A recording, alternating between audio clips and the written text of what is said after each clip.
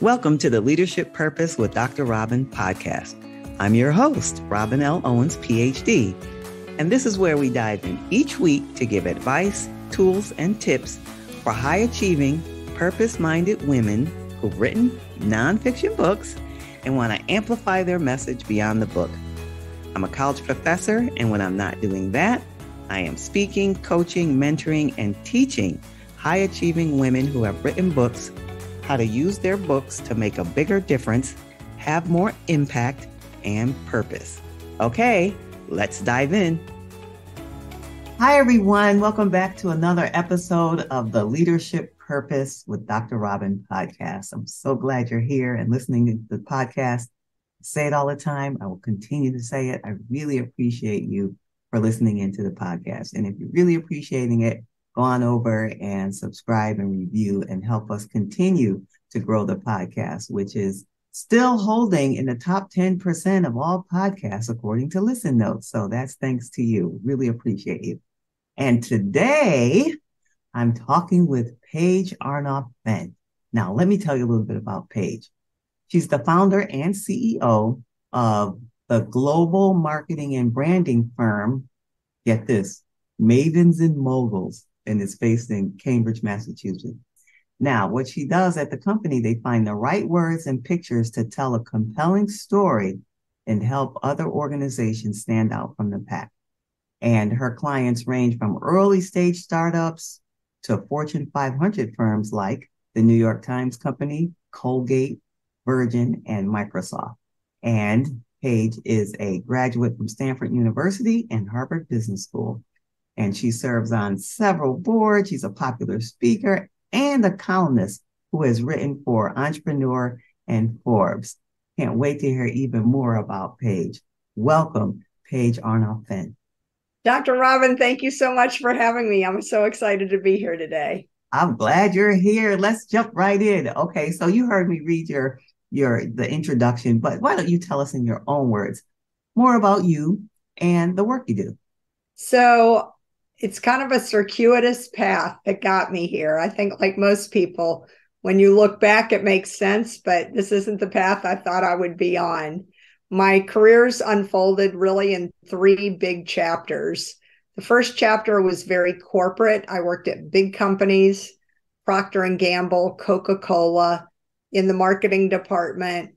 So that was kind of my corporate experience, where it was boot camp. You know, they really drill it into you and you learn how to get it done the corporate way.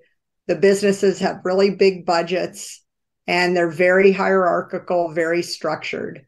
So that was kind of the beginning of my career. Then the internet came on the scene and .com companies started, taking off.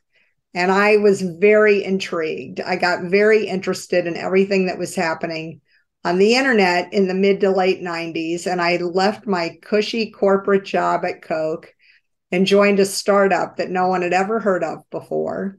And I think my mother thought I was having a nervous breakdown or something, having my quarter life crisis or midlife crisis or whatever. But I joined three different startups as the head of marketing. And this was like Internet 1.0.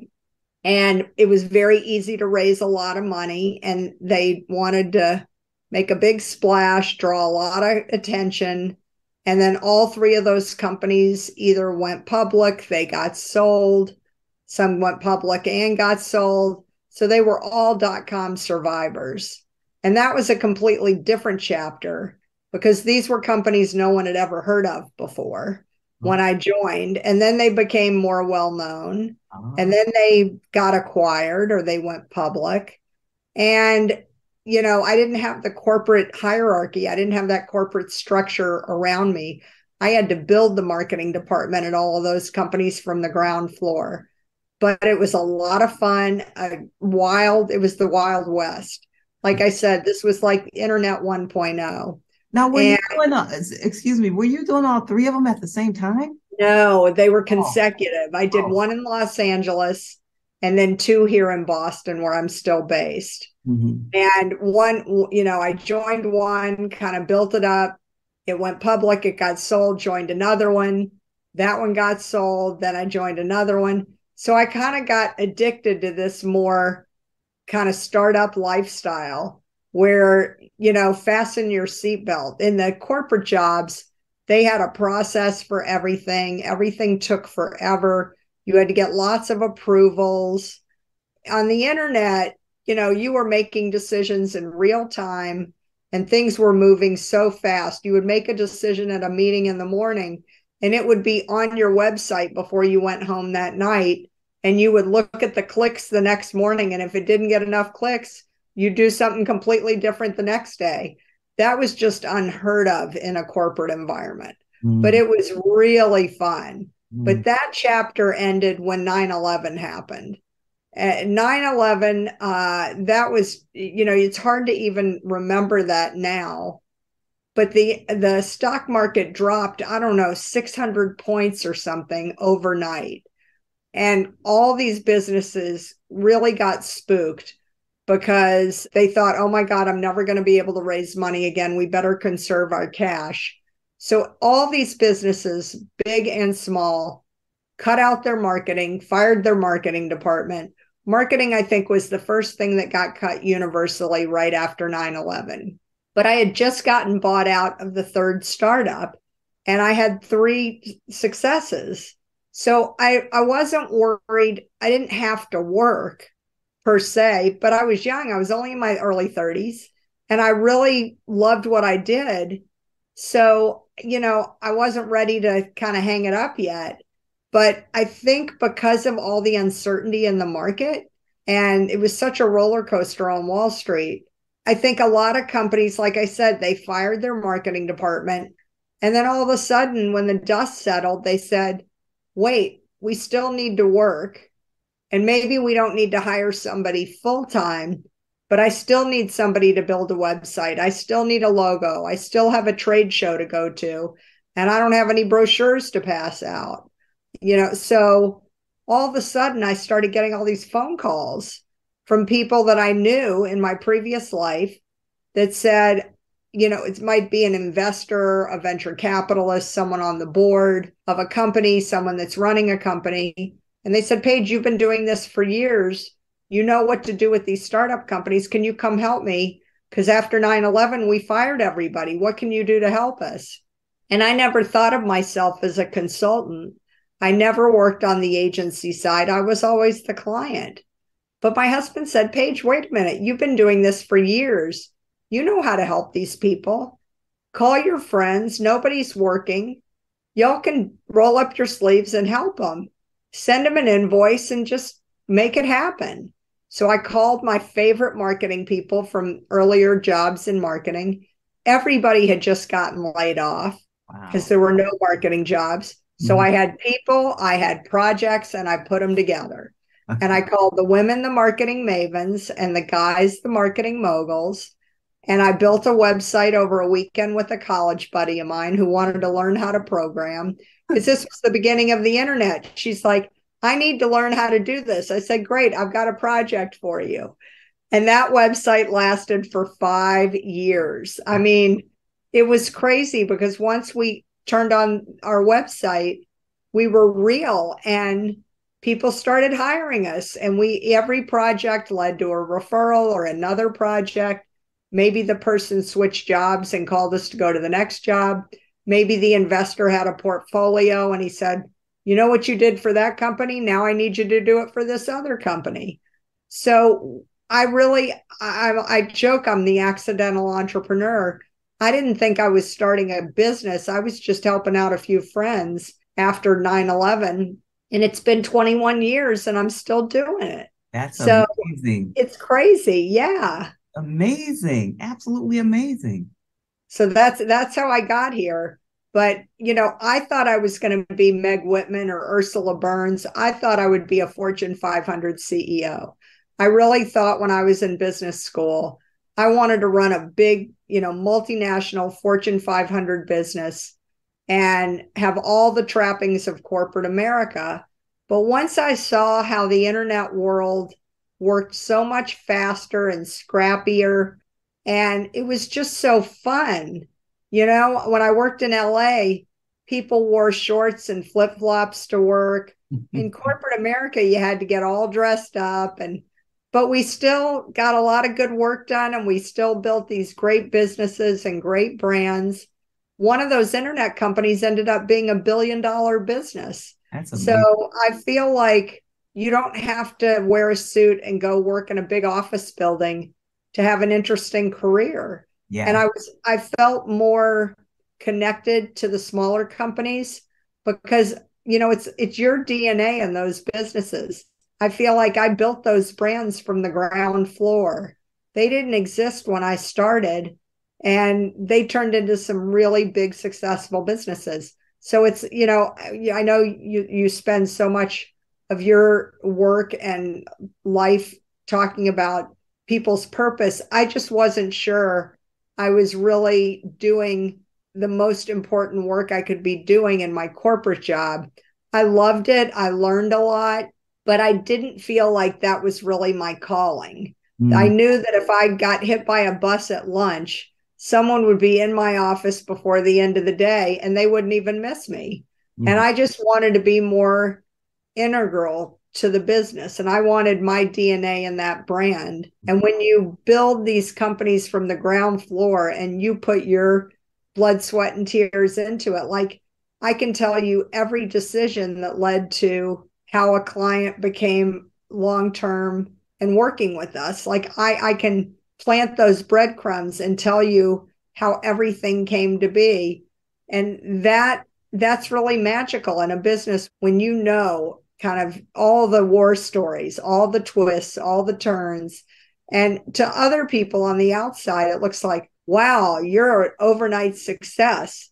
And I'm thinking, I worked almost 30 years to do this. It's not, there's no overnight success. No. And, when you talk to people, if they win the Grammy or the Oscar or an Olympic gold medal, they trained for decades. They did all these jobs that nobody saw them running these races or in these movies or plays or singing in choirs that were nothing. But that's how they learned their craft. Right. That's how they learned to get better. And they got knocked around and they failed and they screwed up. And then after a long time of, resilience and effort and, just tenaciousness, then it happens. And I feel that way about my company. I mean, all the roads of my life and my career converged into this business. And the beautiful thing about starting a company is the buck really does stop with you. And if you're doing work that you're not passionate about, that is not serving your purpose, you can shake hands and part ways. And we've had to do that. I've Mm, had to do it with clients. I've had to do it with colleagues. When your values aren't aligned, when you're not really seeing the same vision for the future, sometimes the right thing to do is just to shake hands and part ways and go a different direction. And that can be really hard because, from a core values standpoint, loyalty and, I want to believe the best in everybody. But sometimes people's motives are not the same as yours. Maybe they're not as passionate about doing the same kind of work, or maybe they feel that they only want to work for clients that can pay them top dollar. And we work with a lot of nonprofits who have a mission, vision, and values that we support, and maybe we don't make as much money, but I love working with businesses like that because of the impact we can have in those communities. yeah. So you can do that when you're the boss. Yeah. Yeah. And that's wonderful. All right. So let's go back. Kind of have a lot there to unpack, but let's go back to when you were at the beginning stages with those three companies and they all were successful and you were successful and you developed that. What would you say now that you have time to look back and you continue to grow in the ways you have? What would you say it maybe one or two keys to your success from you So particularly, separate from who they are and what they do? So, yeah, the businesses were completely different businesses, but I think the common denominator were a couple of key things. I had really fantastic teams. I built these teams from the ground floor. So when I started, I knew the tools I needed in my toolkit. I knew what I was good at, and I knew I needed people who were better than me in certain areas that I just was never going to be as strong as somebody that I could, pull onto my team. So I hired really good people. And again, I wanted to vet them, not just for the chemistry, but for the vision and the values, that they saw the future the same way I saw the future. So that's critical. The other really key thing is it doesn't really matter what I think or what you think or your best friend or your neighbor or your spouse or your friend, friend, neighbor, parent. It's what do your customers think?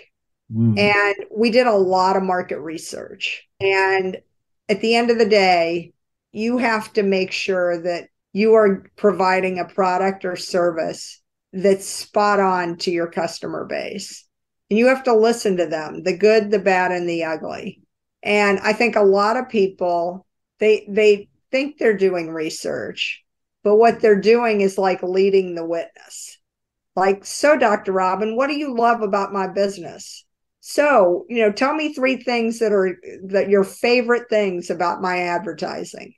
What do you, and you're asking these questions in a way that they're never going to be honest with you. You've got to be objective, and you've got to be asked in an open-ended way or in a very specific way where they can tell you if your baby's ugly. And if they tell you, you have to listen. All right. So what's an example of a better question or a better set of questions then about ugly baby? I'm laughing because you use that analogy of the baby's ugly. I mean, that's the thing, So we would do things, you could do simulated purchases where you give people, like, you have $10 and, you have different, something costs 50 cents, something costs $1, something costs $2, something costs $5.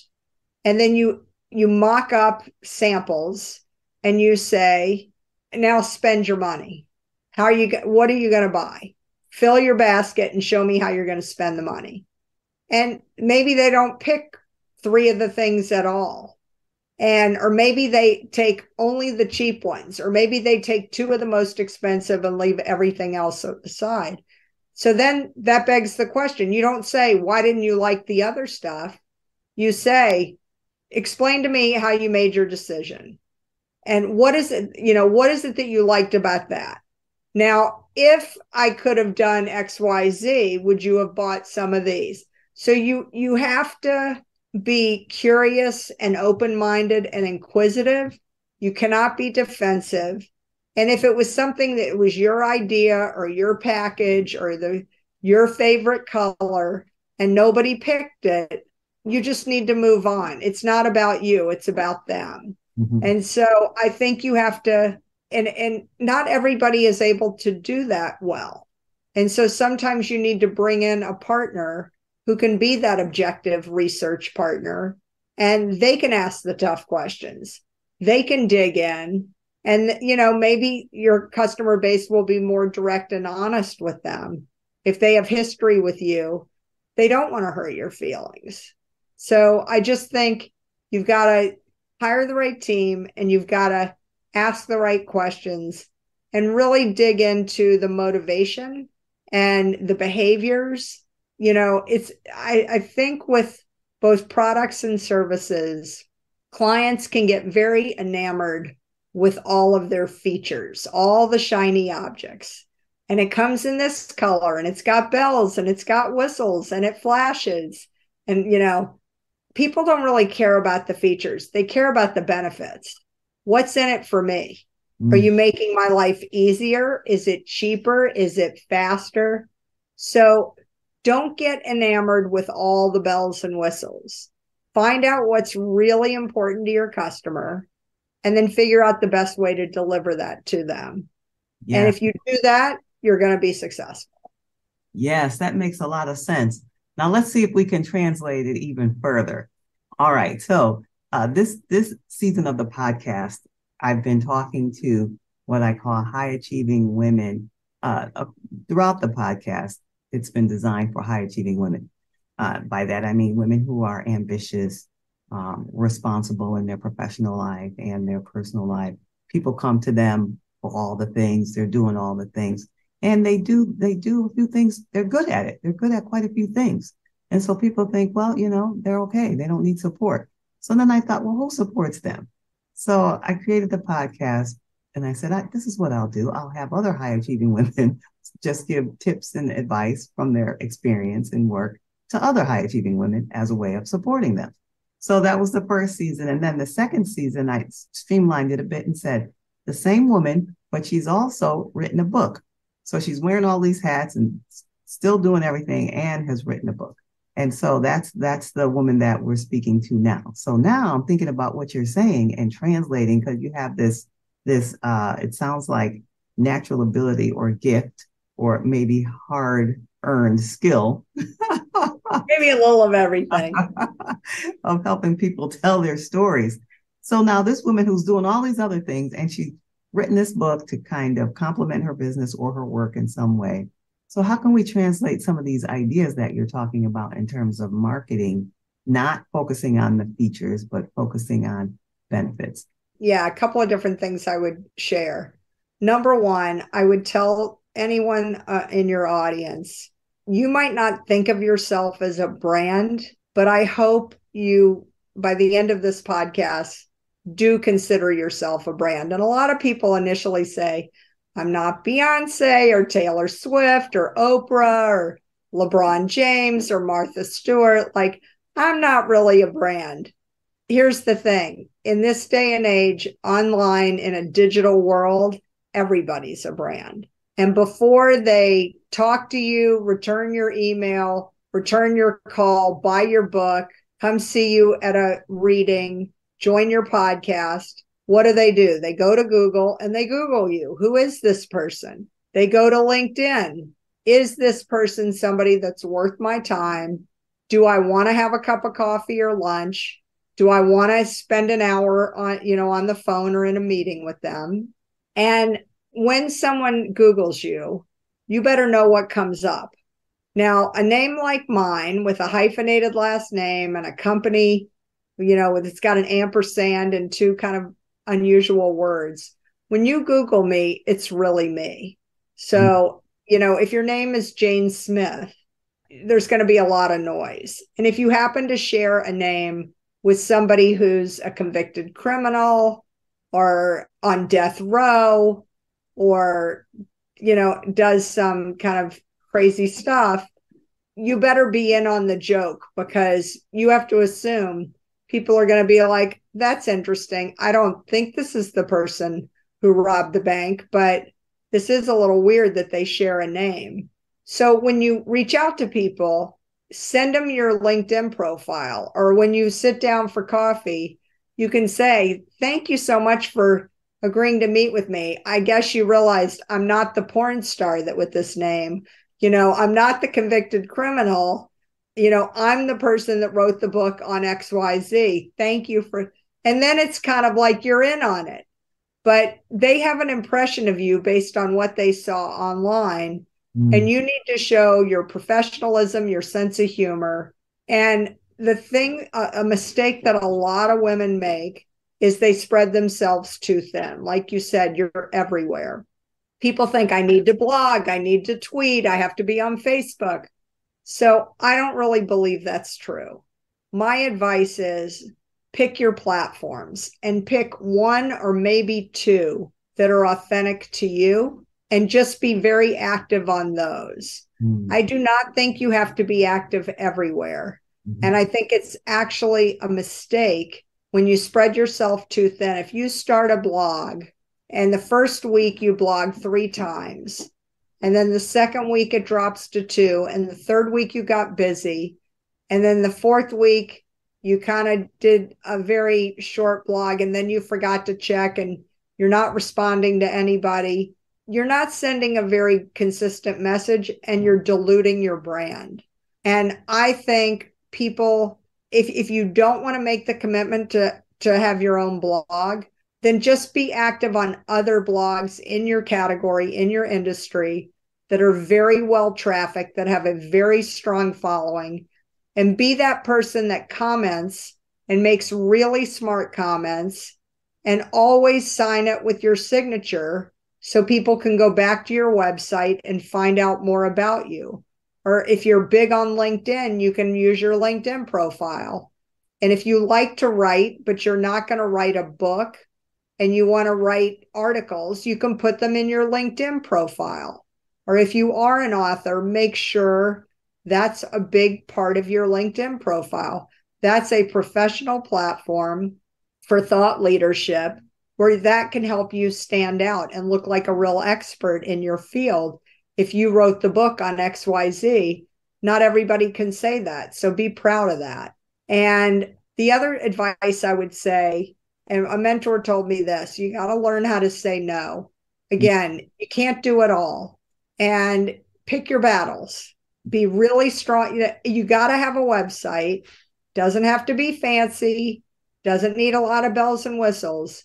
But people, they need a place to find out about you. And really, I think people do need to be on LinkedIn, because that really is currency in a digital economy. When you and I know 50 people in common, I immediately have more trust in you. I can do the back channel kind of check and be like, oh yeah, she's awesome. You're going to love being on her podcast. You will love your meeting with her. Well, now you've been warmed up. Now you sit down and you're already, if you've gone to my website, you've read my articles, you've watched my videos, they did the same thing with you. They know you. And the truth is, if people watch and read about you and me and it doesn't resonate with them, that's great information too. You don't need everybody to be your client. You don't need everyone on your podcast. And if people read it and say, I'm just not sure she's the right fit for me, don't waste my time and don't waste your time. That's okay. And you have to be okay with that. Not everyone's going to love you, but for the people that respect you, like you, trust you, those could be great fits for you. So that's really, in a nutshell, be visible, pick your battles, and get comfortable saying no. Okay, that was very clear. You wrapped that up quite nicely there. All right. And so you talked earlier about purpose and, the podcast is leadership purpose. Do you think having a sense of purpose in your work is important for you and for others to have? If so, why? If not, why not? So for me, it is important. It might not be important for everybody, but even if you're working in a big organization, I think if you can see how you are connected to the whole, there's stories I've read about, General Electric is a huge company, Fortune 50, maybe it's Fortune 10. They make airplanes, they make, financial products, media products. Well, they make like MRI scanners and healthcare. They have an entire healthcare division that helps people who are going through chemotherapy and cancer treatment. And I've seen articles of people that work in the factories on the lines that make their medical equipment that's going to some of the best hospitals in the world. And those people feel like they're doing really important work. Yes, they are factory workers, but they are doing something that matters a lot to people in need. And they see that and feel that connection. My company did a project. We worked for a number of years with an industrial products company in Louisiana. They were affected by Hurricane Katrina.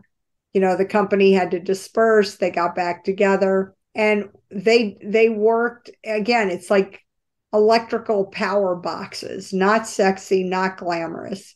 When they hired us, they were in a commodity business. They were competing on price. We helped them brand their boxes because what we learned in doing our research, they weren't just any gray box providing power like a power source. They were the gray boxes at some of the biggest monuments around the world, like the Eiffel Tower, the Statue of Liberty, Wow. the Superdome.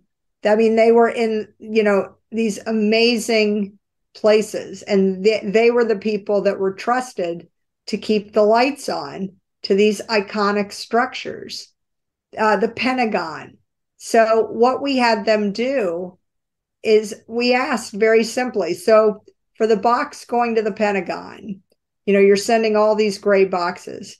Could we paint them in camouflage just to brand it as like something for the military?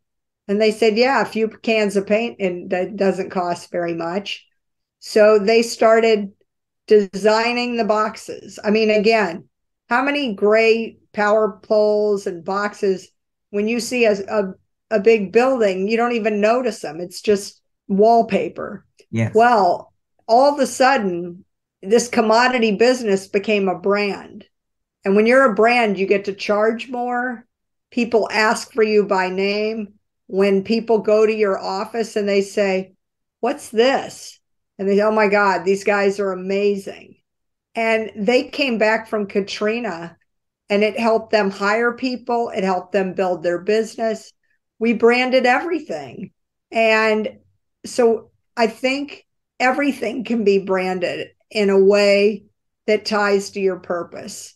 So when you're not just turning the lights on, but you're doing it for the most iconic monuments in your country, for the sporting venues where your favorite teams play, that for the Pentagon, for the structures that run this country, that protect the world. All of a sudden, you're tied to something much bigger than yourself. People are proud of that. And you tell those stories in your brochures, at your trade shows, on your website, and that changes everything. That's how you get remembered. That's how you become a brand. That's how you stand out. And that's why people keep buying you.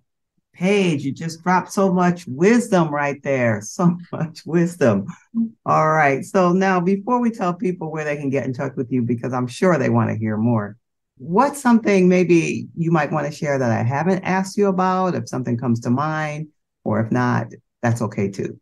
Well, this has been so fun. Like I said, I really hope that people honestly believe they matter. You have a unique brand. You are the only you. Don't try and copy someone else's brand. Pick your lane and own your lane. And if you do that, you will be remembered. And if you want to know what you stand for, people say, well, I don't know. I do marketing. A lot of people do marketing. Well, ask people around you. Give me 3 words that come up when you think of me, when you think of my company, when you think of my business. What are my key strengths? What words do you associate? That's how you start realizing, all right, I need to make sure my website delivers that. If you have a message or music on hold on your phone, the signature on your email. We worked with a animation company in Los Angeles that was run by a woman. And a lot of the animators, most of them are men. And so she stood out already because she was the only woman-owned business in that field. So she loves the color red. That's kind of her favorite color. And she started, like when she'd go to events, she would always wear something red. And, you go into these hotel ballroom meetings, and it's like a sea of sameness. Everybody's wearing a dark suit or a dark t-shirt, and she walks in bright red, and she drives a red car. When she gives you her business card, it's red. So when you think of somebody, she pops into mind, and she's bubbly and vivacious. She really embodies like everything, exactly the way people think of her. She delivers that everywhere, on her website, in her brochures, in her emails, on her business card, everywhere. And I think you have to be consistent and reinforce what you do, who you are, in everything that you do. If you try to be one thing in Facebook and something else on Twitter and something else on LinkedIn, people aren't going to know which version of you is going to show up. Are you the snarky person from Twitter? Are you the buttoned up person on LinkedIn? Like, who are you? And you want people to know every time you show up, you're going to deliver on the promise you make. I mean, imagine if you went to a McDonald's and a Starbucks, and every time you ordered a Frappuccino or a Big Mac, it was different. No, you can go to one anywhere in the world and you order it, and it's the same thing. It's a promise. Yeah. You know, a brand is a promise that you make with your customer that, you know, if you go into McDonald's, you know what to expect. You go into Starbucks, you know what to expect. So you have to be a brand like that and just own it and reinforce it, be consistent, embrace it so that you stand out and you become known for again, it's 1, 2, maybe 3 things. You can't stand for everything. Pick your battles, and that's the real estate you're going to own in your customer's mind. Yes. I mean, you can't go wrong with that. The consistency and authenticity. Paige, I mean, you just helped us so much with so much wonderful information. Really appreciate you. Where can people be in touch with you if they're looking for more, they want to hear more, or possibly even work with you? So there are 2 places. My website, mavensandmoguls.com. It's mavensandmoguls.com. Or you can go to LinkedIn, and I'm there, Paige Arnof-Fenn. It's my last name is hyphenated, but they smush it all together. So it's PaigeArnof-Fenn. But as one of my clients said, because I have a hyphenated last name and a company with an ampersand, she said, all I can remember is Paige and Mavens. And I Googled it and you pop right up. So thank God for search engine optimization. If you forget, just Google Paige and Mavens and you can find me. There you have it. Thank you so much, Paige. I really appreciate you for sharing your expertise and wisdom with us today. Well, this was super fun. I loved it. Thanks for having me. Okay, everyone. And if you want to hear more about me, you can find me at my website, robinlowens.com, robinlowens.com, or you can reach me on social media, basically at LinkedIn, but I'm on all the sites at Robin L. Owens, PhD. And if you happen to be an author and you've been thinking about expanding your message beyond your book, and you've been thinking about creating a course based on your book, I have a free training just for you. And you can find that at createmasterfulcourses.com, createmasterfulcourses.com. And that'll get you on your way. And until next time, this is Dr. Robin. Thank you for tuning in to this episode of the Leadership Purpose with Dr. Robin podcast. If you enjoyed it, head on over and rate and subscribe so you never miss an episode. New episodes drop every week, and I can't wait to hang out with you again soon. Meanwhile, this is Dr. Robin signing off. See you next time.